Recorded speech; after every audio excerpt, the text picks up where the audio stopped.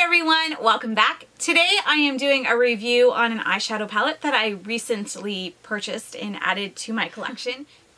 The particular palette that I am going to show you and talk about today is the Sprinkles palette, and it is by I Heart Revolution by Revolution Beauty. This is what it looks like on the outside. Has the sprinkles on it. And then inside, don't mind it, has been well used the last week or so, and this is what it looks like on the inside. Now, this is an all shimmer palette. There are a couple satin shades in here, but there are no matte shades in it. This palette does retail for $15 US. I'm not sure if this particular palette is available at Ulta or not for myself because I am in Canada.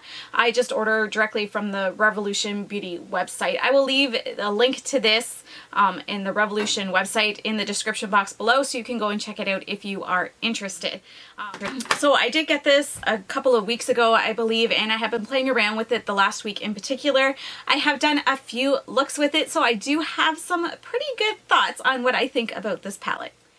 To start things off, I am just going to go through and give you a swatch of what all of these look like. I am terrible at swatches on my hands and my arms, so I am going to try to use my little assistant here to help me out. With Revolution shadows, I find that a lot of their shimmers can be hit and miss in the intensity of them. Not that they're bad, it's just some of them will swatch beautifully with a finger or a brush, and other ones, when you try and get it on your eye, you don't get that shine and that kind of look that you're going for with it. And in those cases, I always use like a sticky base or wet my brush and that sort of thing. I don't like using my fingers when I apply eyeshadow, so I always, if it's a case where I need to use my fingers, I just use a sponge tip applicator. I am going to be using sponge tip applicators today for my swatches, just so you get an idea of how they look, because I feel that gives the best representation other than using my fingers for the swatches. The other thing that I did find with these when I was sticking my fingers in it and just trying to swatch it for personal reasons is I found I got hard pan quite quickly on them. So if you're finding that you're getting hard pan because you're putting your fingers in it and it doesn't like the oils from your fingers, that is why you're getting the hard pan. Then just take some Scotch tape, put a little bit on your hand first, and then take it off and then stick it on the shadow, and it should take like the first layer of that oil off for you. Another option is just to take a spoolie and gently scrape it, especially if you're going to be using that particular shadow anyway. You can always just pick up that shadow that kind of got scraped off and is still in the pan, and then you can use it on your brush or whatever you're using. That way it's not wasted at all. But that is something to keep in mind with this palette in particular. I did notice that I was getting some hard pan quickly, not when I was using a brush, but specifically when I was dipping my fingers into it and just kind of messing around with it that way. Okay, so to start things off with the swatches, we have Sugar Violets, we have Peppermint, we have Toffee, we have Chocolate Lime, we have Fizzy, and Funfetti. The second row, we have Gumball, Jazzy, Jelly Bean, Turkish Delight, Sherbet, Apple Candy. The third row, we have Barely Sugar, Raisin, Sugared Almond, Mallow, Sprinkles, and Shrimps. My overall impressions of this palette, across the board, the shadows are really nice in this. Again, you do need, I find in most of the cases for these shadows, to have some sort of sticky base down. I always use a primer as well, just because I don't like creasing and I want to make things last as long as possible. So generally I use a primer all over my entire lid, and then where I'm putting the shimmer shadows, usually just on my lid and not just on my brow bone and everything, but just on my lid, I will put a sticky base. This time I've been using the Real Her, I think it is, and it's a shadow stick. You could use one of the NYX sticks. There's all kinds of things out there. Even if you had potted concealers are really good for that because they're pretty thick, so if you put them on in a light layer, they're usually pretty sticky, so shadows will stick to them. So that is what I do. That is what I do with most shimmery shadows, whether they be affordable or more expensive.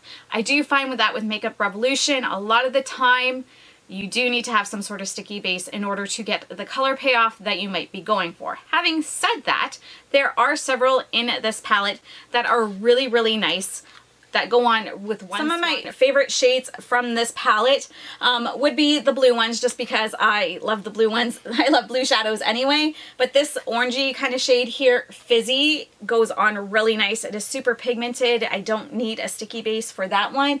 And then this shadow here, Barely There, that one is also really good. It's super pigmented even for a lighter shade. It goes over other shadows and still shows up. It doesn't really need a sticky base. You're going to get pretty good color payoff with just on its own with that.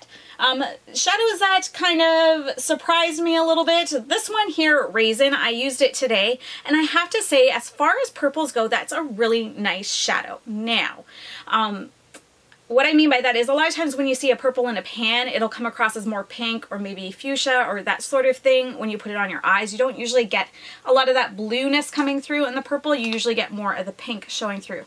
This shows up pretty true to color. Am I hitting the wrong one? Yeah. This one shows up pretty true to color when you use it. However, you do need a sticky base for it, and it does not play nice with other shadows, like shimmery shadows. I used it today, and I had kind of had some orange, and I was trying to go over the orange, and it was going a little bit patchy over it. It didn't want to go over the other shimmery shadow, but it did go nicely on my eye. It did blend out beautifully, but this particular shadow here, it didn't like to play with other shimmery shadows in that case. I would have to say that these two shades here, even Swatch, like in the pan, they look pretty similar. Turkish Delight and Sugar Violet. They're just very similar. This palette could have done with another shade instead of having two that are so similar. I mean, one is lighter than the other, but when you put them on the eye, it was really hard to tell. I have a picture here where I used it the other day, and until I added this red in the corner, it was really hard to see any dimension from the two shades on my lid. So I think they could have maybe thought it out a little bit better, maybe made this more of a darker pink so it wasn't so similar in that then it would have been more of a contrast. This shade here, it doesn't swatch great, and it's kind of boring. I think this would have done well as having more of a shimmer to it. It's more of a satin color, and I think this one would have been a lot nicer if it was actually a shimmer instead, because it's too, for me personally, I kind of wanted either a really, really pretty color that's going to show up on my lid, and this is too similar to my skin tone, or I want it really shimmery so it adds that sparkle and it's just a beautiful color. Whereas this is satin, it's a beautiful color, but it doesn't really show up on my skin. And so if I'm going to use it, ideally then I would want it to be matte so that I can use it as a transition or that sort of thing. Other people might love it. That's just my own personal opinion. The shadow itself isn't bad. I just would have preferred if it was actually a shimmer or a matte because of the particular shade that it is. What else? What other opinions did I have on this? The other one that is more of a satin shade is this orange one. I do have it on my lids today. I used this and this on my lids today, and then I used Peppermint just as a liner, and then I used Barely There kind of as a go-between the purple and the orange shade that I had going on, and then I used this shade Sherbet in my inner corner, in case you are wondering. Another thing about this palette is it is a sprinkles palette, so it does, when you open it, have a slight sweet scent, sort of like sprinkles would have. It is in no way overpowering or anything. You really have to stick your nose in it and give it a good whiff. It's not, I can't smell it up here, it's not lingering, it's not an obnoxious smell or anything like that. If you're sensitive to scents, I think you would be okay with this. Again, I can't smell it from here. I have to actually stick my face in it to smell it. This palette is also vegan and cruelty-free, but it was made in China if you're curious about those things as well. It does, let's blind you for a quick moment. It does have a nice big mirror in it. It is in no way a warped mirror. Makeup Revolution is really good with their mirrors in most cases. The shadows wear nicely as well. They last all day. I don't have a problem with them creasing as long as I wear an eye primer with it. Otherwise, these stand up pretty good. I have no complaints overall about the whole palette. Again, some shades might take a little bit more work. You may have to wet your brush. You might feel comfortable using your finger. I know a lot of people do. Or you may want to use a sponge tip applicator or other methods like that in order to get the color payoff that you're looking for. Again, there are no mattes in this palette, so that is something to consider. If you're looking into this palette and you prefer to have mattes with your looks, then you will have to have something in your collection that is already like that. Another thing that I really like about this palette is I'm the type of person where I don't mind doing a matte transition and a matte crease and just throwing one color on the lid, and there is enough versatility in this palette that you can do that, and there's also enough shades in here that go really well together that you can add more dimension if that's your thing too. So I think, again, overall this is a really good palette. I highly recommend it if you are into shimmers and kind of fun colors like that.